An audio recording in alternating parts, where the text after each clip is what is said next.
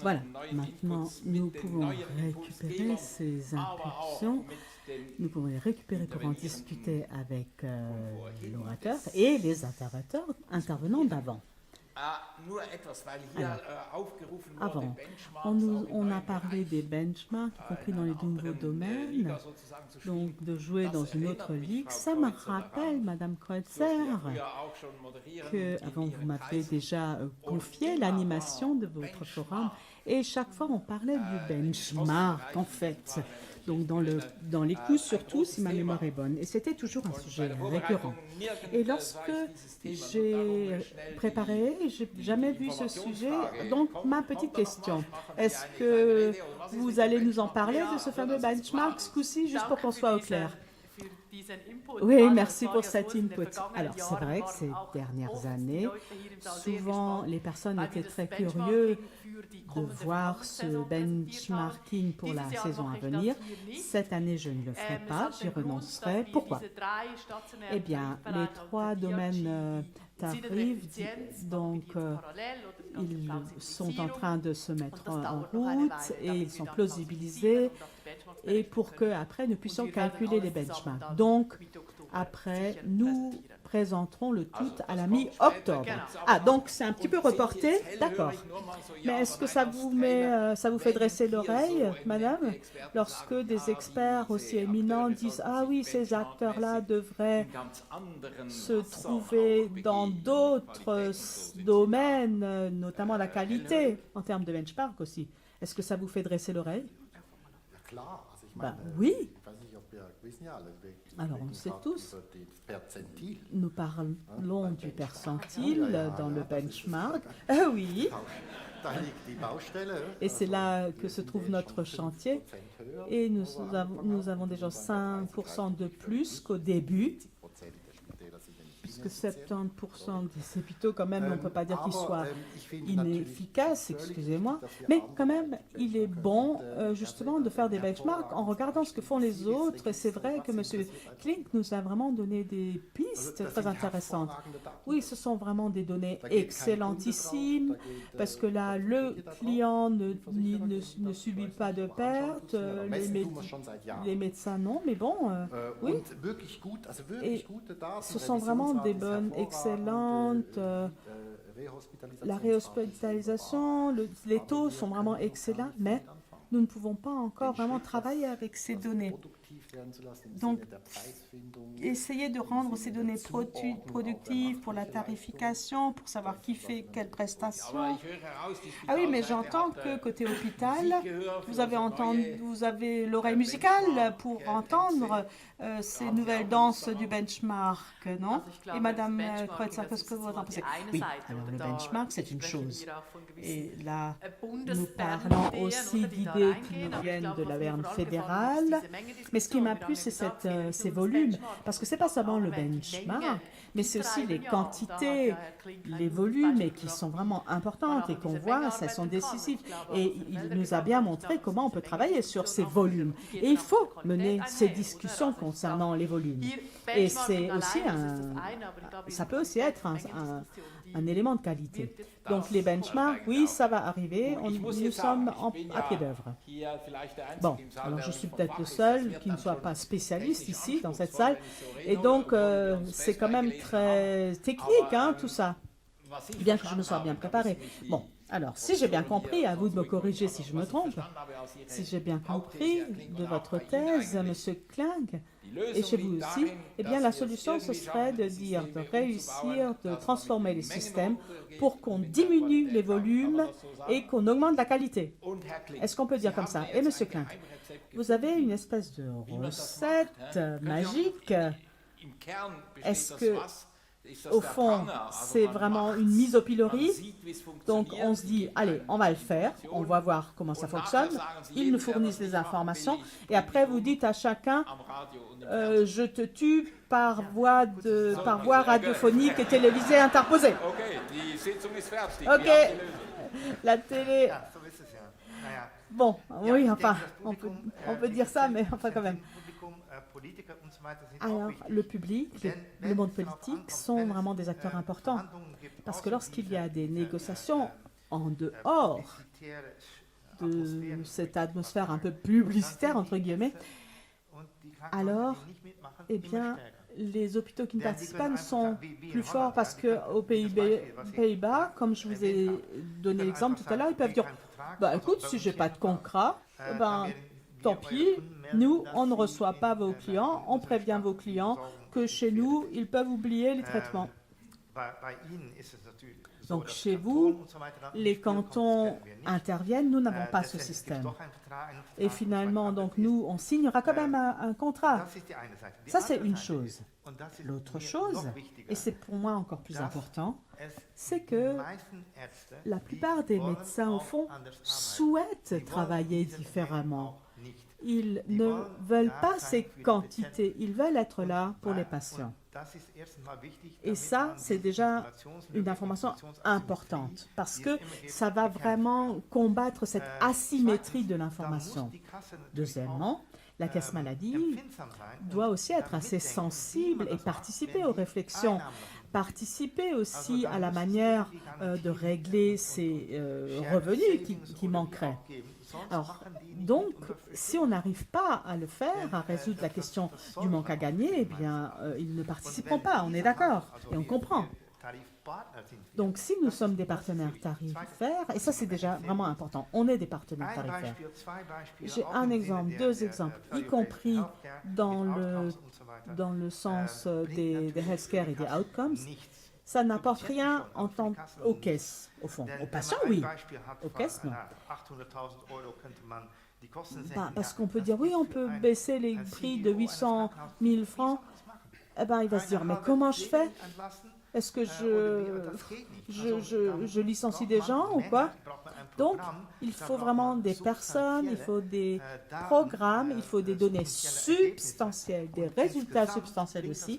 Et le tout après, ça va apporter quelque chose dans la réduction des coûts. Ah oui, mais attention, mais on parle aussi de qualité là. Si nous opérons 15 000 hanches et pour le patient, ça fait la différence quand même. Hein. Peut-être pas pour la caisse, mais pour le patient, oui.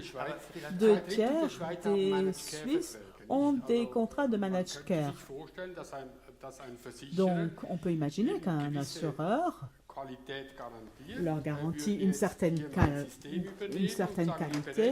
reprennent le système, on refait les calculs et du coup, on donne de l'argent lorsqu'on n'a pas besoin de faire de révision. Donc, si l'assureur... Non, pardon, si l'assuré choisit cela, eh bien, il y a une pression sur le prestataire après. Mais la question, c'est est-ce qu'on a le droit de le faire dans le système actuel? Est-ce qu'on peut le faire de manière sélective? Moi, je dirais oui. Parce que l'assuré décidera en faveur de ce système. Et du coup, eh bien, on pourrait imaginer de proposer des contrats sélectifs. Mais si après, c'est le Conseil fédéral qui décide si ce contrat de qualité est OK et en ordre pour une grande communauté, alors là, au fond, on n'aura pas beaucoup de résultats. Oui, mais est-ce que j'ai bien compris, M. Felder et M. Klein? Est-ce que l'idée pour les deux approches, l'idée est un peu la même? Donc, les médecins, les hôpitaux vont un peu dans cette direction. Ils disent oui, c'est bon, on baisse les quantités, on augmente la qualité. Et donc, ce serait aussi dans le sens de votre révolution des hanches. Oui, enfin bon, nous avons deux hôpitaux, l'universitaire à Bâle, par exemple, et un autre.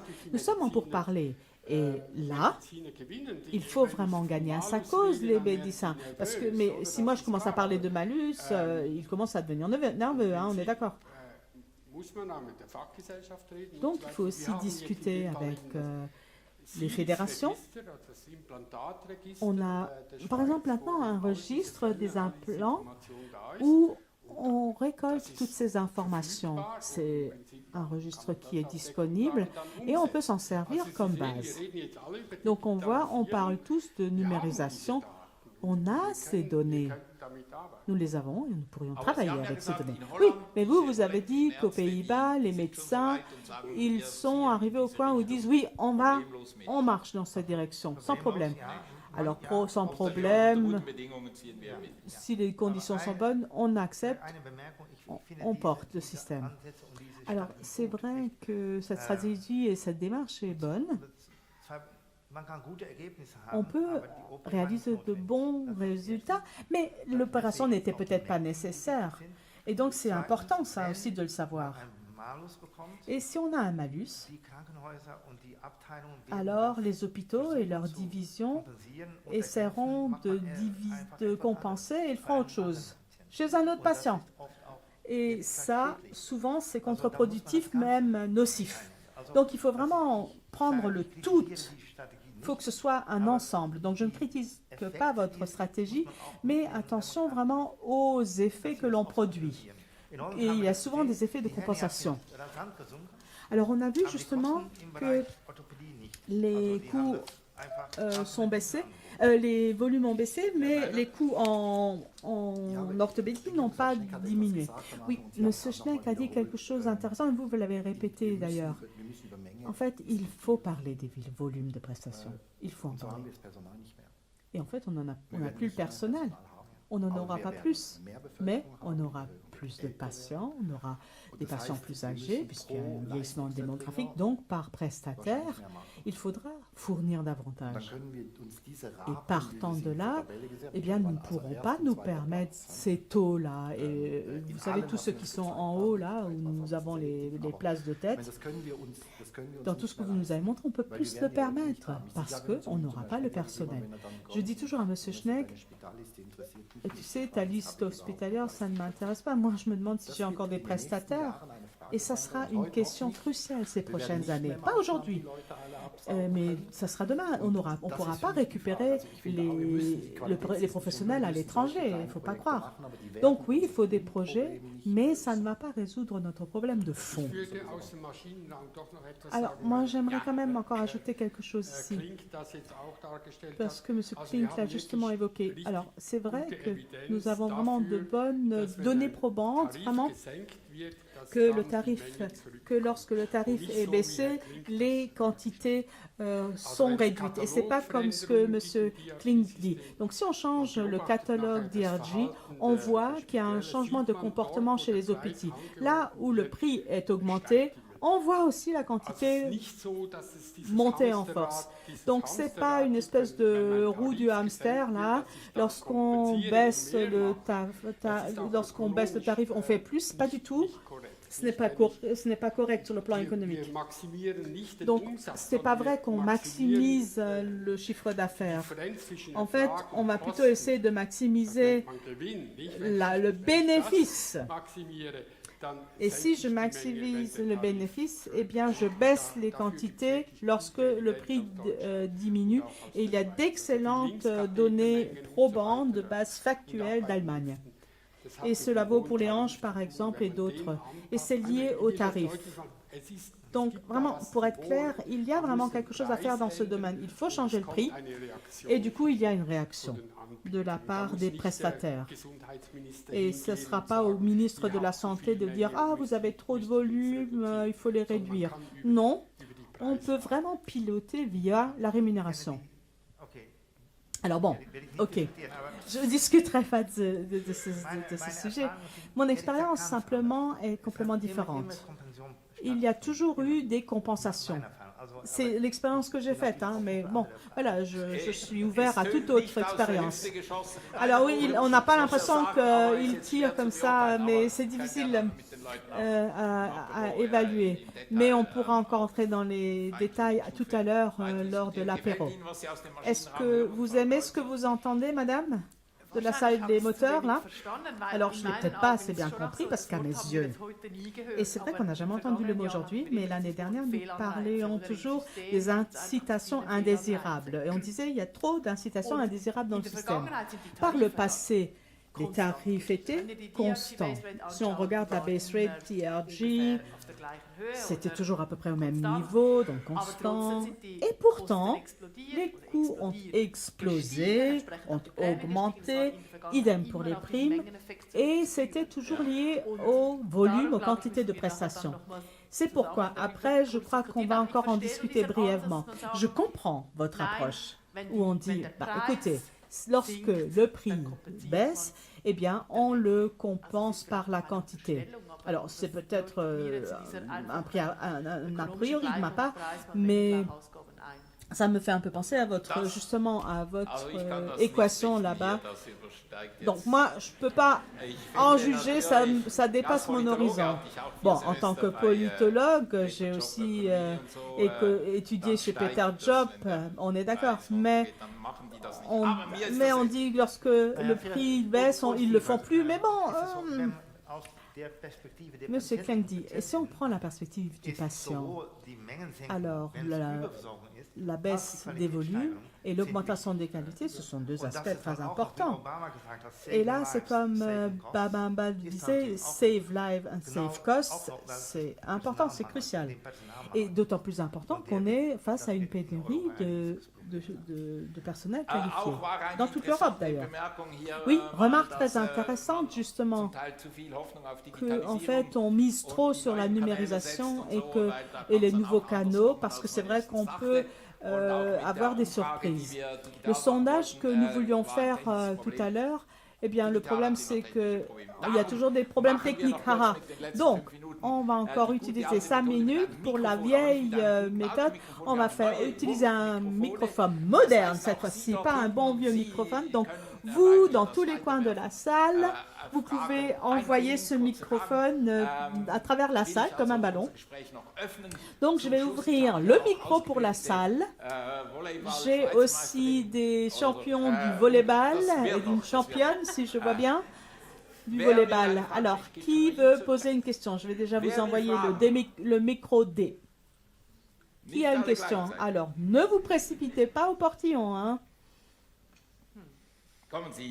Allez, une question, une remarque. Si vous ne voulez pas attraper, on a encore la version conservative. Là, on a encore avec les massages et tout, vous voyez. Donc, on a aussi les micros traditionnels, si vous craignez d'attraper le micro. Quoi est-ce qu'on a réussi à faire à poser un éclairage sur toutes les questions? Une question, sauver cette ronde. Ah, voilà un courageux. Allez, lancez le micro. Et hop, on fait passer. Alors, tenez-le à peu près au niveau du buste. Je pose la question en français, ça va? Alors, avec l'augmentation de la population suisse, ou peut-être dans 10 ans, on va atteindre 10 millions, est-ce qu'on peut compenser l'augmentation de la population avec les coûts qui augmentent, avec les stratégies qui sont proposées?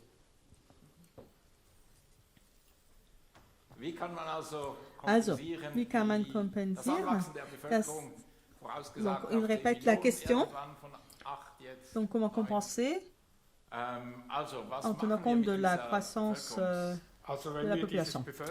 Alors, si on voit si on n'avait pas eu la croissance de la population depuis les années 90, qui était d'à peu près 25%, eh bien, les hôpitaux se seraient vidés parce que la durée de séjour a diminué et nous avions quand même une occupation des lits assez constante parce qu'il y a eu une croissance de la population. Donc voilà, on a déjà un effet de la croissance. Alors on a dit que c'est encore trop important comme ce matin puisqu'il faudrait encore plus d'ambulatoires. Donc idéalement, il faudrait presque fermer le stationnaire et je crois que là, il n'y a pas de problème. Hein. Donc, dans les soins et les prestations ambulatoires, là, la situation est un petit peu différente comme on l'a vu ce matin. Mais sur le plan stationnaire, ce n'est pas un problème. Est-ce que les Pays-Bas connaissent aussi cette croissance de la population démographique? Oui, alors nous, les listes d'attente augmenteront. On compte avec 25-35%. Donc nos pronostics, c'est de dire que même si l'ambulatoire pourrait et devrait être une solution, que dans le domaine stationnaire, il y aura un problème. Et vous, cette augmentation démographique, elle vous donne mal à la tête? Ben, oui, si, quand même. Et c'est pas le seul. Les baby boomers aussi qui vont sortir du monde du travail. Donc il y aura aussi ce vieillissement démographique. Et au fond, ce seront nos futurs consommateurs. Et ce mix-là, oui, vraiment, ça me donne un petit peu mal au ventre quand même. Et c'est vrai que il faut retrouver quelque chose pour ce système. Donc en fait, là, on a un problème supplémentaire qui arrive sur le radar que l'on devrait aborder par les mêmes modèles et solutions. Oui, mais enfin, M. Schneider, nos personnes qui ont à peu près 80 ans, ils ont la fitness de Mme Kreutzer lorsqu'elle met ses baskets, on est d'accord. Donc les baby boomers, ok, c'est un chiffre. Mais le vieillissement démographique, si je puis me permettre d'utiliser cette notion, et l'augmentation de l'espérance de la vie, ce n'est pas vraiment un problème de demande de prestations médicales parce que les personnes vieillissent en meilleure santé. Bon, après, ça c'est encore une discussion à part entière. Je veux simplement indiquer, parce que c'est vrai que le monde politique part toujours du vieillissement démographique, de la situation démographique qui ferait exploser le système, mais on a quand même des preuves probantes que le vieillissement, ce n'est pas un problème en soi.